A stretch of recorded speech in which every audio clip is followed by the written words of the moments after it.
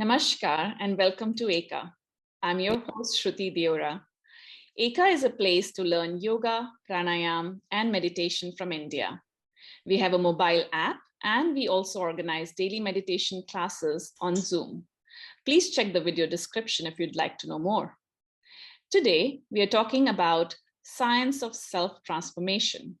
And to enlighten us on this very important topic, we have the authority on this subject, Prasad Rangnekar. Prasad is a yoga educator based in Mumbai, India, who's been teaching yoga over the last 26 years as a science of mind, body, and life transformation.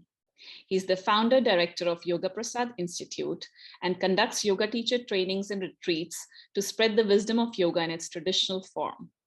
A frail child who was often in and out of hospitals, Prasad's yoga asana journey started at the age of 9, when his mother admitted him to a month-long yoga training to improve his health. He's had the blessing of studying under many accomplished yogic masters, but those who have left a deep impact on his life are Tatambari Avadhoot, Baba Bhola Nath, Nari Nath, and his Satguru, Shri Swami Samartha Maharaj. Prasad takes 4 months off every year for Mauna Sadhana, or the silent practice, to go deeper into silence, meditation, and study. His holistic approach to yoga has helped thousands across the world in over 15 countries, and he has personally mentored over 200 yoga teachers till date. So welcome, Prasad. It's an honor to have you join us today. We are really delighted. Thank you. It's an honor for me too. Just a correction, I'm not an authority on meditation or yoga. I'm just a seeker, I'm just a sadhak, and that's it. Got it. So let's start with your story. Your spiritual curiosity started when you were a kid, and as a young adult, you spent a lot of time in ashrams in India and Nepal, while you were also living a modern life, right? Studying biosciences and business studies. So when did you dive into the yogic world full time? We'd love to hear about your fascinating journey. See, I have to say things have been happening organically in my life, and progressively. So it's not like one day I just got out of bed and decided, oh, now I'm, do yoga. Not like that. So, but before I begin, and I do this before every lecture of mine or whatever, that for me, yoga is an entire system or science of self-transformation, as you said. The reason I clarify this is because nowadays we know yoga is many different things. Going to the gym and bending and twisting is also called as yoga. So I am just clarifying my perspective so that the audience who listens can interpret what I'm saying from my perspective. All right. So my perspective of yoga is a very traditional perspective, because traditionally too, yoga is seen as an entire system. There are many systems, but they are still yogas of self-transformation, So I can't really pinpoint where my yoga journey began. As far as I know, it began pretty early in my life, spontaneously. I remember when I was 5 or 6 years old, we used to have one tape recorder, at that time, and the cassette, and that cassette was of Bhakti Geet. So in Maharashtra, we have this very, very beautiful tradition of saints, Sant Parampara, as we call it, right from the 13th century, from Sant Jnaneshwar, Tukaram, Jnanadev, and all Eknath. And they have written a lot of literature, which has been composed into music, sung by amazing singers like Pandit Bhimsen Joshi. So my father used to play that cassette every morning or evening. And I don't know, whenever he used to play those songs, I would just sit in front of the tape recorder, and it was some, for a 5-6-year-old boy, it was a strange experience, because number one, 5-6-year-old boy should not be sitting in front of Bhakti Sangeet. Secondly, even if interested. Yeah, I mean, this is where, the pre-programming of earlier lives comes in, and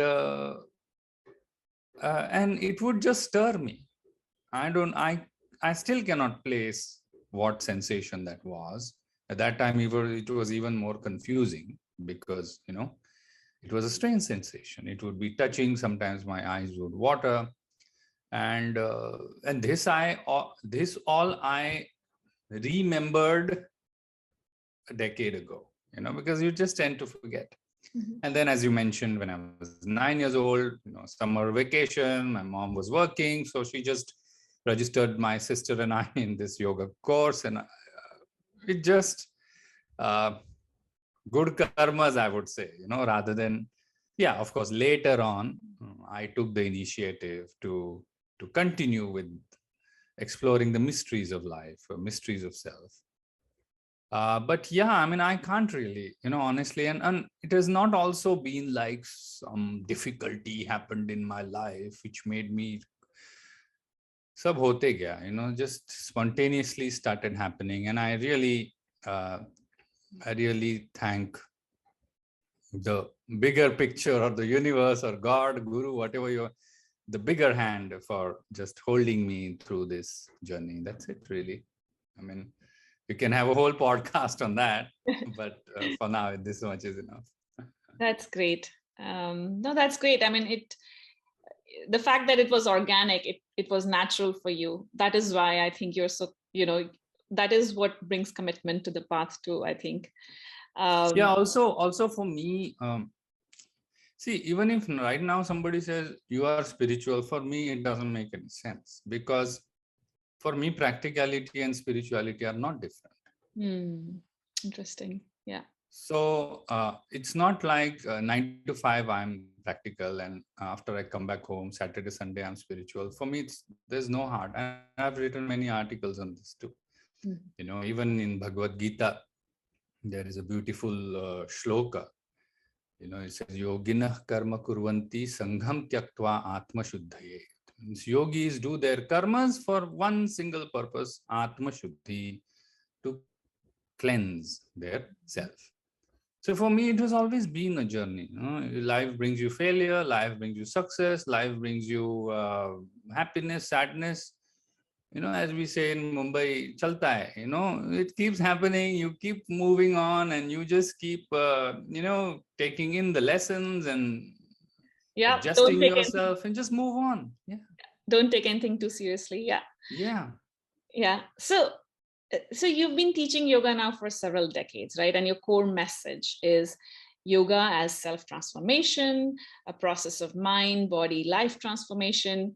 So could you talk to us a little bit about your own transformation and how it changed your life? Sure. I mean, if we can reduce my work ethos in one line, it is the slogan of my institute: transform yourself, inspire others. Mm-hmm. Beautiful. Why? Because you cannot transform others, number one. If you logically analyze this statement, you cannot. I mean, we know it. We know that. Yes. I mean, we all know we want to transform our partners, our children, our colleagues, but it doesn't happen. So transform yourself first. And then through your transformation, inspire others. That's it. My transformation, well, it is, like I said, since I know I've been on the path, really. So I can really break it down into three. Number one, at a purely physical level, physiological level, yoga has helped me strengthen my immunity immensely. Immensely. Interesting. Because I was a very scrawny kid, as you said, always in and out of the hospital, 2 major surgeries before the age of 9, and very, very thin. So everybody used to be like, why is your child so thin? You know how Indian parents, or, our relatives, why is he so thin? Look at his sisters. So all that, and I was really thin. I still remember, and my tonsils were removed very early, so my immunity was low, and then I had to have all of operation of this deviated nasal septum, and Then a little slight asthma, as it is called, allergic rhinitis. Always, cat allergy, so cannot play with cats as a child, and all these things. But that improved a lot, and I give a lot of credit to disciplined diet and pranayama for that. Mhm. That is number one. Number two would be it has, at a psychological, cognitive level, it has helped me develop clarity of thought, clarity of what I want to do, and as the technical term in yoga is buddhi. So buddhi basically means clarity, like thinking through things, right? Filtering out. That clarity helped me a lot, and I think that clarity came pretty late in my life, but still it came. But that clarity helps me to not add to the confusion that life brings already. Yeah. So this is very, very important. Like I remember another shloka from Bhagavad Gita. It says it's like a question that Krishna asks. He says, "Ashantasya kutha sukham," means the one who is ashanta. How can there be sukha for such a person? So in that sense, I really feel, and it really, when your mind is clear, when you know your boundaries, when you know what you exactly want, and yet not get attached. There are many people who know exactly what they want and they pursue it, and then they get disillusioned. But this clarity is different. You know what you want, but you're also ready for changes. And third level is, I think, the most subtle level, is it has let me fall in love with silence and solitude. It has helped me venture into that world that is contextless, move into that dimension that is before thought, speech, ideas, language. So really, in a very general way, I can say these three things. Language is limiting when you want to talk about what's beyond language. So correct. But yet, technically, we have a whole shastra on this, where, like, we say language created the world. So the word created the world. So yes, also no, also in the sense, but yes, before the pre-zone of language, thoughts, context, formation of sentences, as they say, semantics and syntax. There's an entire dimension of potential wisdom that one needs to tap into. Beautifully put. Actually, I would also like to share that even I had chronic allergies growing up in high school and college, and I think they actually went away with pranayama practice. Exactly. Yeah. And what you talk about clarity, and absolutely, I think that's what really brings you peace, because I think once you not only know what's your place in the world, but you also begin to understand why that's the case. Yes, and then exactly. You are not pushed from one side to the other based on, what the society conditions you with, and you're exactly. Okay with what you truly want. I think that's a great place to be in. So that's exactly. Wonderful. So actually, we do, through our classes, we do interact with a lot of youngsters, Eka students, who are dealing with a lot of stresses of modern life, right? So they're probably going through spirals of negativity, of a lot of anxiety. And a lot of these are probably like your 30 and 40-year-olds who are hardworking professionals, and who have the right intention to provide for their loved ones, and they're kind and considerate, but probably what's lacking in their life might be a spiritual anchor, So could you talk about the importance of having a spiritual anchor in, in a modern context, and how does one go about developing that, or finding a guide who can help develop that?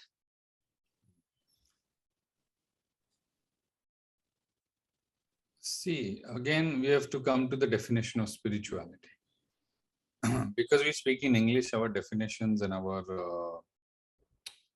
the meaning associated with the terms is also limited. Right? See, spirituality means our mind interprets that something to do with spirit, and the idea of spirit is very vague. For some people, spirit is otherworldly, something within us. Now, if you look from the Indic angle, the term is adhyatma. And the adhyatma, the word adhyatma literally means regarding or concerning the self. Adhi atma. Concerning the self, about the self. Now you see these two definitions are so different. When you say adhyatma, right, it really literally means about you. So when you think from that way, it becomes your personal journey. It is not like there's some spirit within me that is transcendental and then I am not yet tapping into it. It doesn't become otherworldly. You see, Adhyatma Shastra means the science of the self. And where is the self? Not outside, or it did not come inside you when you were born or something like that. It is you. It's always been you. Now that self doesn't recognize itself, and gradually it will recognize itself. And that journey is yoga. Right? So the point that I'm making here is, sorry, you wanted to say something? No, I was just saying that it's interesting that Atma, right? So a lot of people would translate like Atma to spirit, but what you're saying, Atma is self, right? And that's the distinction, kind of. So I just wanted to note that for our listeners. Yeah. Yes. You see, a lot of context is lost in translation. Absolutely. Atma, even in Sanskrit, Atma means the self. It's not like some spirit. See, when you say self, there is a ownership. When you say spirit, there may not be ownership. You see, it is outside, comes inside, then it goes outside, So, yeah. We say, no, spirit world, and spirit left his body, this and that. But in Indic culture, Atma leaves the body only once. Right? So anyway, I don't want to make it about linguistics, but coming back to the main point is, since you spoke about the young generation, and the reason I spoke about Atma is because the stress and the strain and the limitation that we are dealing with comes from the mind. And the mind that we are dealing with is not from this one lifetime. We have to try to understand the expanse of our project. We don't really understand. We look at it very superficially. Oh, I am stressed, so I do meditation and I feel better. You see, it's very superficial.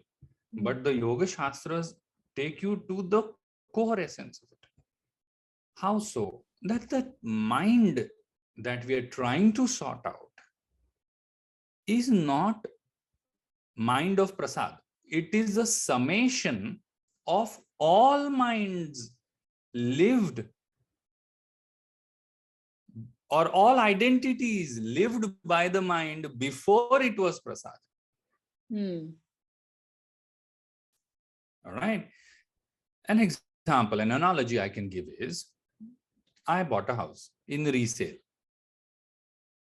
Okay. But that house was also bought by my previous owner in resale, and in resale, and in resale. So since the construction of the house, that house had 5 owners.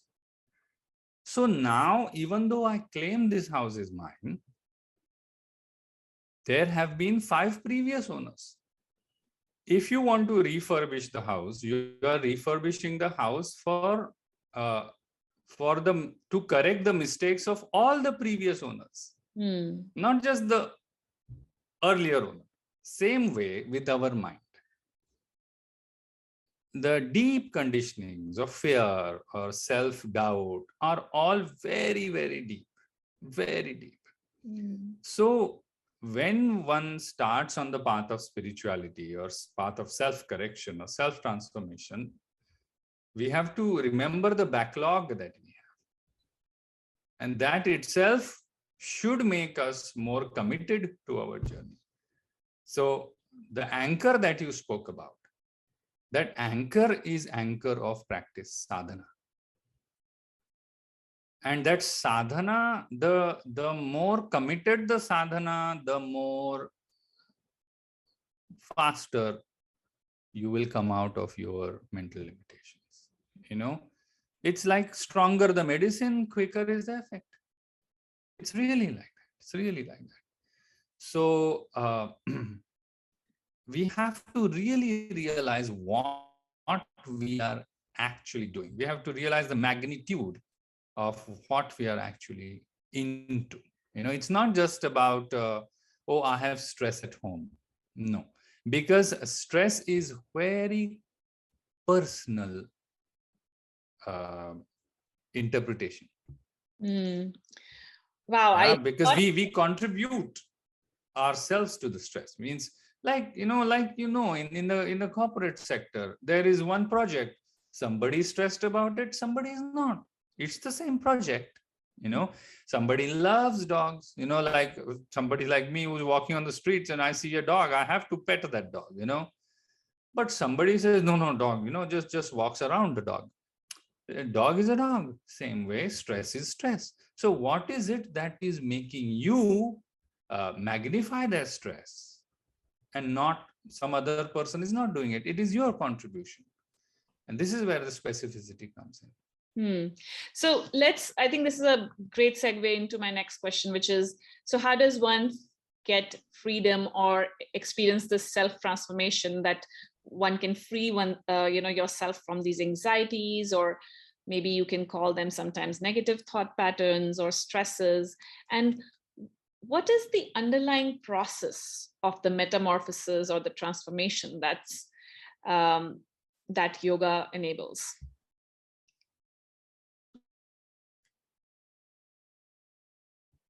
And underlying process will be very, if I have to say, it is a profound process. Yeah, but we can start. We will see how it comes out of my mouth. But we can start with how to free oneself. Yeah. Basically, we should, once we recognize that I am under stress or I have some trouble, whatever it may be, I have a lot of self-doubt, or I have a tendency to self-harm, or self-denial tendencies, whatever. We have many tendencies, right? Now, what is this tendency to not have balance? It's not only about positive, negative, okay?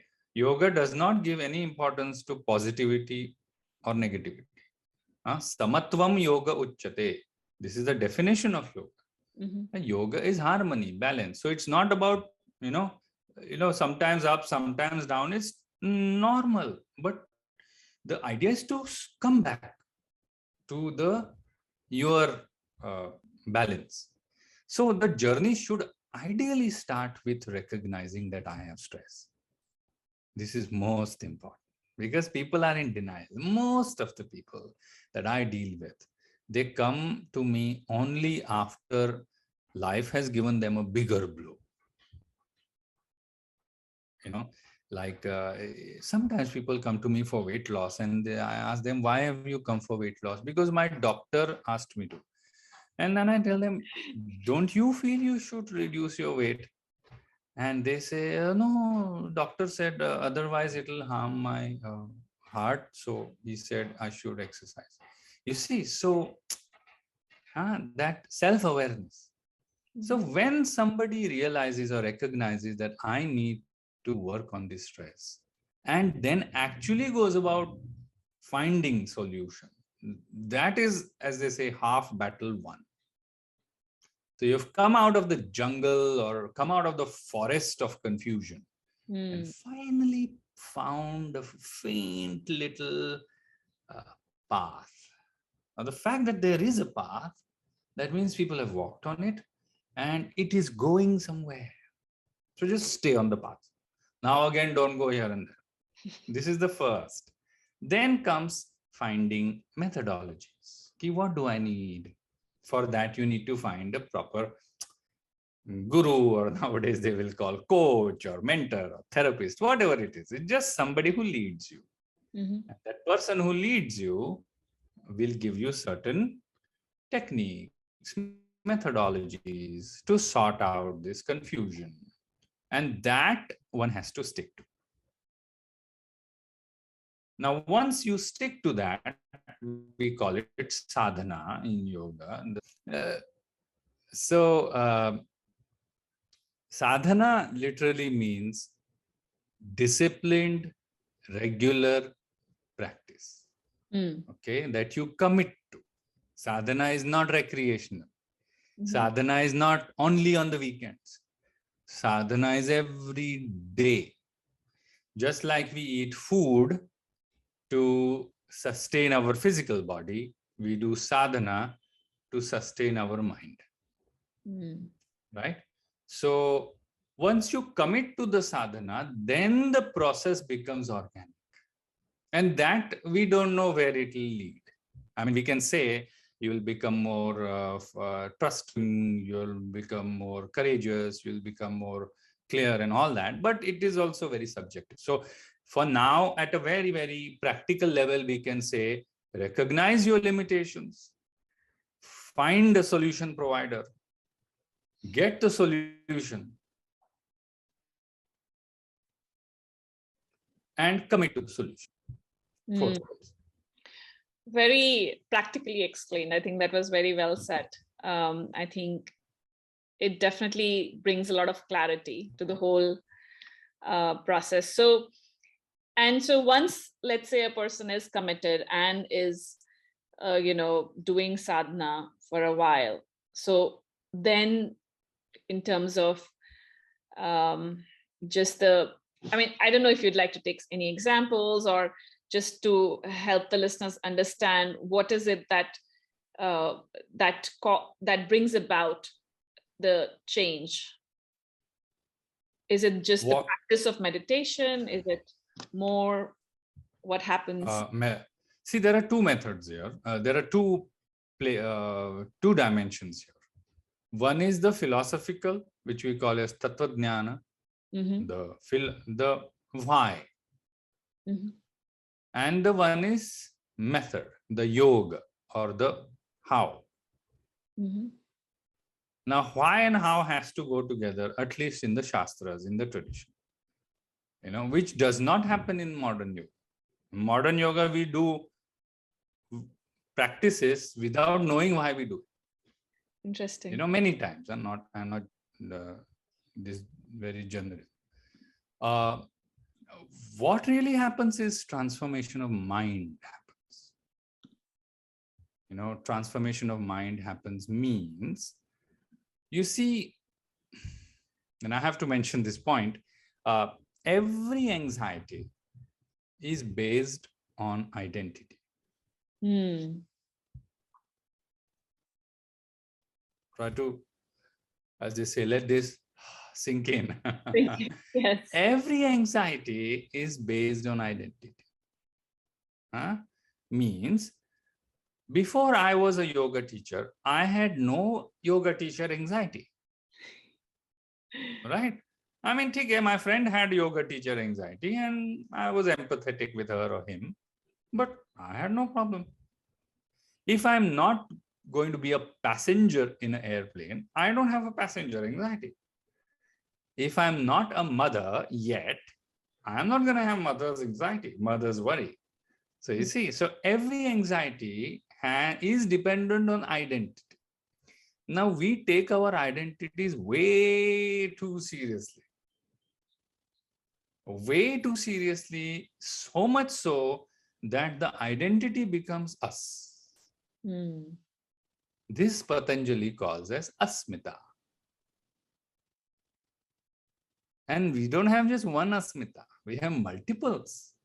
Yeah, we Like if you're identify ourselves with our roles in this life, in this society. Absolutely. That's what we identify with. Absolutely. Like imagine you are sitting in the middle, your husband is on the right side, your child is on the left. You're immediately torn between two roles, two responsibilities, two different ways of thinking. Imagine there is one question: which movie to watch tonight? Well, that's quite a hot debate topic in our household too. So think about it. No. So now, if they make you the jury of this question, you will be torn. Whose side to take? Well, Right? So your mom will always anxiety, win, your let me tell suffering. you. Unfortunately for the husbands, So but the mom point that I'm making. So the point that I'm making is a proper pursuit of yoga will ultimately take you to a point where you'll realize uh, identity is a creation of the mind, and beyond the mind or behind the mind there is a common, as they say, a common denominator, which is the true me. Yeah, it's like river water, ocean water, condensed vapor, but everything is H2O.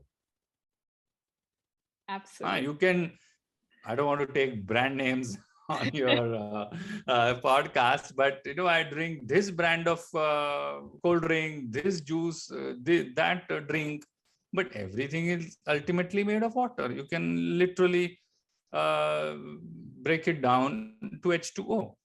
It's that.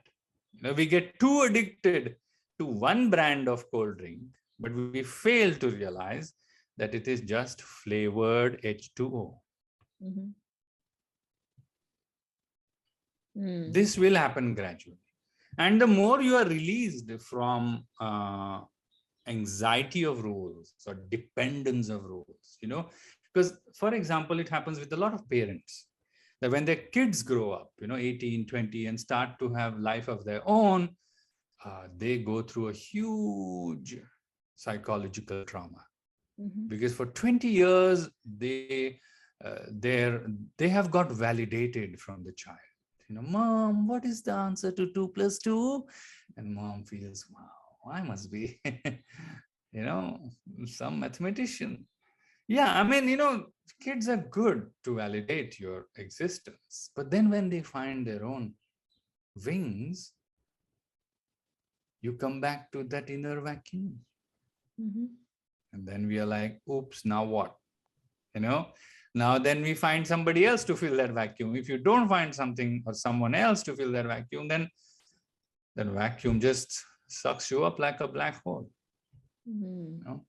So my teaching basically is to help people play the roles without getting played by them.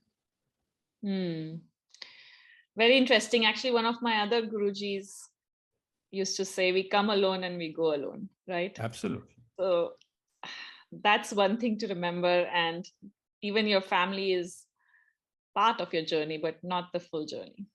Yes, absolutely. Important part.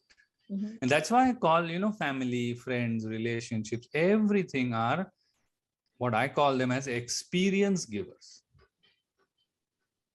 And we have to start looking at them as experience givers. Now, when they present to us an experience, we need to be of this reflective mindset to filter through those experiences and just, like a mineral, ore and mineral. So they give us the ore, and then we have to really find those specks of, nuggets of gold of learning and take it in. In fact, the Shastras do say that, like the Sankhya Shastra, on which Patanjali has created his Yoga Sutra, it talks about something called as Bhoga and Apavarga. Bhoga means experience. The Prakriti around you, the entire material existence around you, is only there to give you Bhoga, experience. Now, what do we do with that Bhoga? Apavarga. Apavarga means release yourself. So this is the difference between a bhogi and a yogi. Hmm. A bhogi only does bhoga. Mm-hmm. Just experience, and that's it. One experience after another. There are many people who go on vacation and on the last day of vacation already start planning the next vacation. The experience addiction. But what does a yogi do? A yogi takes the bhoga experience, filters through the bhoga, and takes the required lesson and elevates, goes to the next level. Like Excellent. And so through the practice of yoga, this is how, you transform yourself, right? But I also sometimes feel that if we are not engaged in deep practice, continuously, then sometimes the old patterns can come back. So how can we free ourselves of, let's say, certain negative thought patterns or behavioral patterns, like for good? behavioral pattern will go only when the identity on which it is based will go. So dissolve seed, that identity. Yeah. I mean, try to understand. Like, for example, let's say you are working in an office for a company, and your boss is wretched boss. You can transfer departments. He may not be your boss, but still if he is a really wretched boss, he can work his mischief through some other people, right? So the only way to come out of his wretchedness is either stand up to him, that's another part of the story, but leave the work. But this is why vairagya is important aspect of yoga. But in yoga, we what we do is we gradually transform to a level where we realize that I am playing the identity is not playing me, so you play the game. So see, in Bhagavad Gita, again, the Krishna is saying that, Arjuna, you are trained fighter, and now it's the right situation to fight. Now, if you don't fight now, what is the use of all your training? So you fight. You're a trained fighter, you fight. You're a trained accountant, you do accounts. You're a trained singer, you do, let the training potential go in the right direction. But also realize that you are not only the poet, you are not only the singer. Don't let that identity become you. As they say, the person and personality. Yeah, every personality will need a person. And without a person, there cannot be personality. So what is more fundamental? The person. But we forget the person in playing the personality. That should not happen. Yeah, reminds me of that verse that you already talked about, but yogastha kuru karmani. So fixed in yoga, you perform your deeds. Yeah. So actually, I was also thinking that how do we, take spirituality, or let's say self-transformation, to our younger generation, who are probably, not generalizing, but probably leaning a little bit more towards materialism. And, that's really a construct of our modern society, where we are being pushed towards a set of goals that might be, different from what, yogis might think of as life goals. So what kind of yoga can benefit our generation or the younger generation in this modern context? Education. I really feel anybody and everybody, even if this person is a yoga teacher or not, they should educate about the holistic nature of yoga. Even today, yoga is seen, actually only today, nowadays, in modern context, yoga is seen as modalities. You go to yoga class, you do yoga class, you come out of yoga class, and it has no effect on your life per se. we don't look at it as lifestyle. We Mm. look at it as an activity. Mhm. This is huge. And this is actually my work. This is what I try to do. Even to yoga teachers, just correct their, or realign, I would say, not correct, their perception of what yoga truly is. You see, like in ancient times, and just because it is ancient doesn't mean it is right. But what I'm saying is, in the traditional perspective, when people went to a guru, they did not go to a guru for a class. Nothing wrong with it. But when you approached a guru or a teacher, you went with commitment. Mhm. But now I'm committed to you, Guruji, for lifetime. Mm. That commitment, no, that is important. Then doesn't matter. You do 1 hour of class every day and you see how amazingly you'll transform in 10, 15 years. So it's not about, even if you do 20 minutes of sadhana every day, even if 10 minutes of sadhana every day, it's doing it every day. It's the discipline. So education, number one. Number two, inspiration. Now our kids are materialistic because that's the ecosystem we've given them. Mhm. If we were raising them in the forest, they would be farmers. So we parents also have to take our part of responsibility in it, right? And again, coming back to my slogan, transform yourself, inspire others. And this is a very common question asked to me in a lot of teacher trainings. So I tell the mothers that if you have young children or even older children, doesn't matter, you do your sadhana and make it sure that they see that you're doing your sadhana. Mm. Let it become normal. Like I see a lot of my yoga students who are parents. For their children, it is absolutely normal that mom or dad is going to wake up and do his or her sadhana every morning. It's not strange. Mhm. It's just like normal. It's like my dad goes to office, or my Mhm. sister goes to school, and my mom does her yoga, my father does his yoga, like that. It's just normal.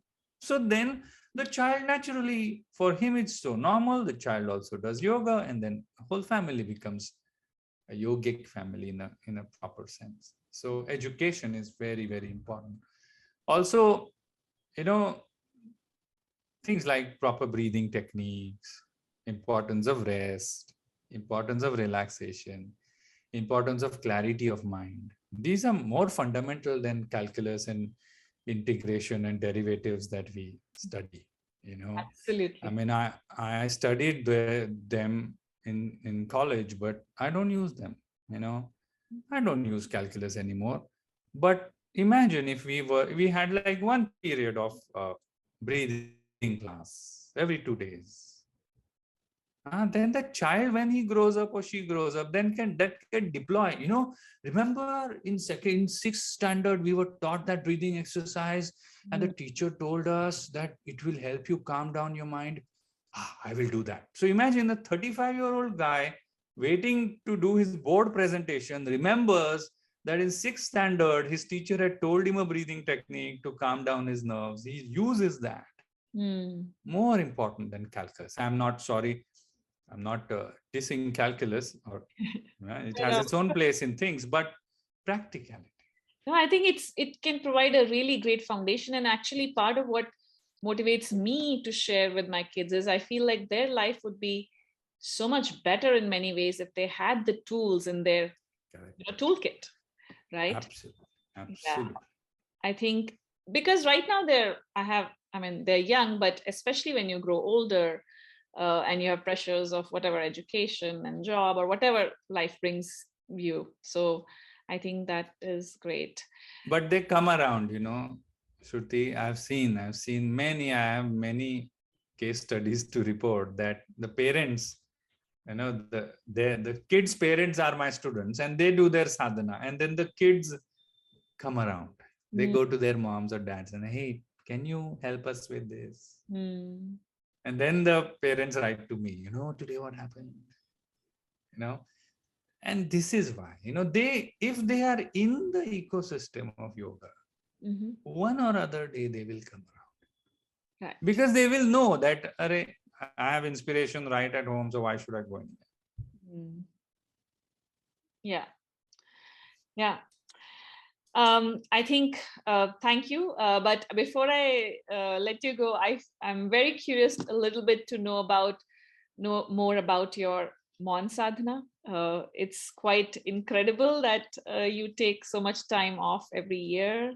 And would you like to share, something from it in terms of, your experience or why you do it, and what compels you to do it? Because even like a 10-day silent retreat can be a challenge for most of us. See, for me, silence is most sacred. Like, I'm unashamed to say that my silence has taught me much, much more than the scriptures. What made me move towards silence, I don't know. Yeah, but perhaps I had a lot of reflective mind, and I had a lot of confusion, chaos, and self-doubt. And then I wondered that, this is not just coming out of thin air. It must be based in something. There must be before or after to that, It's a thought, and thought just doesn't appear out of somewhere. And then I realized that maybe I should, explore silence. And I asked my mom, and she said, no, that's when my mom was alive, that is before 2012, I told her I want to go in 9 months of silence. And she said, 9 months, impossible. So I had started, creating the ground before. To cut it short, one of the main reasons why I do silence is because I'm exposed to a lot of people, right? I'm like everybody, perhaps, but as a teacher, as a brother, so I live a lot of relational life, like everybody, nothing special in that. And I take a time to come out of that relation. And when you come out of that relation, the whole entire expanse is pure potentiality. It's like there's acres and acres of unneeded plants, or weed as they call it. And then you want to cultivate the ground, and then you erase those weeds. And then you look at the ground, what do you have? You have just a potential field, as Bhagavad Gita would call it, kshetra. And I'm more interested in that, because that field is common to all. That field is not mine to claim. And now I'm sounding a little, probably a little edging on mystical, but I didn't want to go there. But it is, well, my interest is that.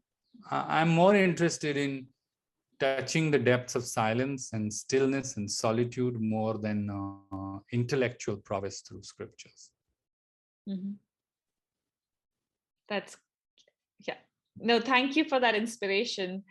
I think all of us can benefit from silence, starting from 15 minutes a day of meditation, and then probably moving on to silent retreats of several days or weeks.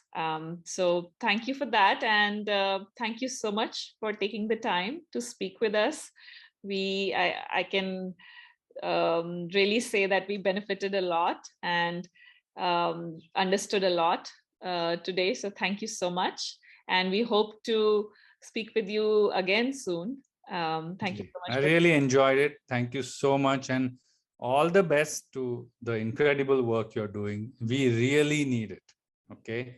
So kudos to Eka. We really, really need meditation, calming techniques, yoga nidra, positivity to go to each and every household, each and every person, especially the kind of extremes we are living now. We just need it. So thank you from entire humanity. I want to really thank you so much. Thank you so much for your encouraging words. Namaskar. Namaskar.